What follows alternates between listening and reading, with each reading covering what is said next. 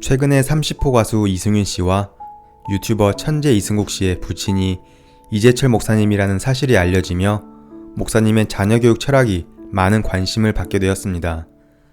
오늘은 2010년부터 양화진 문화원에서 이어령 교수님과 이재철 목사님의 대담으로 진행되었던 3가지 질문과 그에 대한 이재철 목사님의 답변에 대해 나눠보고자 합니다. 맹자 어머니가 일부러 자기 아이를 공동묘지 옆으로 데리고 가서 살았습니다. 거기서 몇 년 살면서 아이에게 죽음을 가르쳤습니다. 죽음을 배우지 않고 뭘 배워도 의미가 없다는 것입니다. 그 다음에 맹모가 아이를 데리고 일부러 시장 옆으로 갔습니다. 인간의 생존 현장을 모르고는 배우는 것이 다 추상적인 논리로 끝난다는 것입니다. 그래서 죽음을 알게 하고 생존 현장을 알게 해주고 그 다음에 학교에 가서 무엇을 왜 배워야 하는지 알게 한 것입니다. 그런 어머니가 지혜로운 어머니 아니겠습니까? 무릇 그리스도인 학부모라면 내 자식에게 왜 공부해야 하겠는가, 왜 배우게 하겠는가처럼 왜를 먼저 생각하는 부모가 되어야 한다고 생각합니다. 왜 공부해야 되는가에 대한 대답은 두말할 것도 없이 사람이 되기 위해서입니다. 하나님께서는 부모, 자식, 선생, 학생을 창조하신 게 아니라 사람을 만드셨습니다. 그런데 사람이 죄를 짓고 죄성을 가짐으로 말미암아 사람됨이 상실됐습니다. 어떻게 하면 내 자식을 인간다운 인간으로 만들 수 있을까요? 적어도 그리스도인 부모라면 이 목적에서 중요한 신앙적인 마음가짐을 가져야 하고 그 부분에서 분명하게 매듭이 지어진다면 그리스도인 부모로서 우리 교육제도 속에서도 얼마든지 용기 있게 자식을 교육시킬 수 있다고 생각합니다. 하나님께서 당신의 귀한 자녀를 우리에게 맡기시고 사람과 하나님과의 관계를 바로 하는 인간다운 인간이 되게 해달라고 맡기셨습니다. 개인적인 경험을 참고로 말씀드리겠습니다. 제 둘째가 고등학교 1학년 때 영국에 한 달 동안 캠프를 갔습니다. 그런데 감사하게도 그 학교 선생님들이 이 아이를 눈여겨보셨습니다. 1년간 장학금을 주고 데리고 공부를 시켜주겠다고 했습니다. 그래서 보낼 때 아빠, 엄마와 아이가 굳게 약속했습니다. 1년 지난 뒤에 반드시 돌아오라. 가서 영국에 눌러앉아 있겠다면 가지 마라 라고 말입니다. 우리의 철학은 아이가 성년이 될 때까지 부모 밑에서 자라는 것이었습니다. 그보다 중요한 교육이 없습니다. 약속하고 가는데 1년 뒤 선생님들이 전화가 왔습니다. 여기서 계속 공부하면 옥스퍼드도 쉽게 갈 수 있으니 교육시키자고 했습니다. 교장 선생님께 감사하지만 사양하겠다고 했습니다.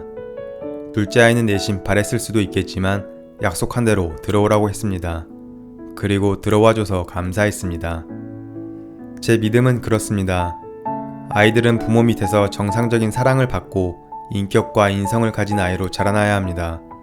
비록 고등학교 때 옥스퍼드 쉽게 갈 길을 하나님의 법대로 살기 위해 포기했다 할지라도 그 공부가 만약 뜻이라면 하나님께서 이루시리라 믿습니다. 자식 교육을 시키는 때도 하나님을 믿는다고 하면서 교육만은 하나님에 대한 믿음을 배제합니다. 하나님을 믿는다는 것은 내 삶의 어느 부분에서만 역사하심을 믿는 게 아니라 내 삶의 모든 부분에서 주관자 되시고 가정의 주관자, 자식의 주관자 되심을 믿는 것인데 그것을 믿는다면 부부가 떨어져서 어린아이를 교육시킨다 해도 결과적으로는 거기서 세속적으로 성공할 퍼센트는 몇몇에 불과하고 대부분은 도박에 불과하다고 생각합니다. 저는 그리스도인 부모들만 할 수 있다고 봅니다. 하나님 아버지께서 우리 모두를 독창적으로 창조하셨습니다. 아무리 뛰어난 화가도 상상력으로는 10명 이상의 얼굴을 그리지 못합니다. 반드시 모델이 있어야 합니다. 이것이 바로 독창력의 한계입니다. 그런데 하나님께서는 60억 인구를 모두 독창적으로 만드셨습니다. 그 독창력을 우리에게 주셨습니다. 그리고 직선 위에 줄을 세워서 1등, 2등 나누지 않습니다. 원 위에 서게 해서 동등한 위치에서 키우십니다. 내가 독창적인 방향으로 나의 삶을 살면 자녀를 학교에 보내더라도 오늘날과 같은 입시제도 하에서 성적의 노예로 내 자식을 열등감을 갖게 하지 않는 부모가 될 수 있습니다. 다윗이라고 하는 소년이 골리앗과 맞설 때 사울이 갑옷을 입혀주고 투구도 씌워주고 칼도 좋습니다. 만약 다윗이 이것을 차고 왕의 흉내를 내려고 했으면 단칼에 죽고 말았을 것입니다. 입고 보니 내 것이 아니었기에 벗었습니다. 베들레헴 양치기답게 독창적인 자기만의 방법, 양을 치면서 맹수를 물리칠 때 쓰던 물맷돌 하나로 골리앗을 물리쳤습니다. 독창적인 삶을 살면 얼마든지 학력 중심의 풍토에서 자유함을 얻을 수 있습니다. 김종찬 선생님하고 저는 서울대 출신이 아니라고 말씀하셨는데, 저는 실제로 외국어대 불어과 나왔는데 제가 사회생활을 할 때, 사업을 할 때, 출판을 시작해서 경영할 때 한 번도 서울대학을 나오지 않았다는 것이 제게 불이익을 준 적도 없고 그것 자체로 어떤 경쟁에서 낙오된 적도 없었습니다. 오히려 항상 제 동기들보다 어떤 면에서는 한 발 더 앞서갔습니다. 그 이유가 제 어머니께서 저에게 저만이 살 수 있는 인생을 살지 않으면 평생 남 따라다니다 인생 못 산다. 그래서 제가 할 수 있는 제 삶을 살게 하시고 제 눈을 열어주신 덕분입니다.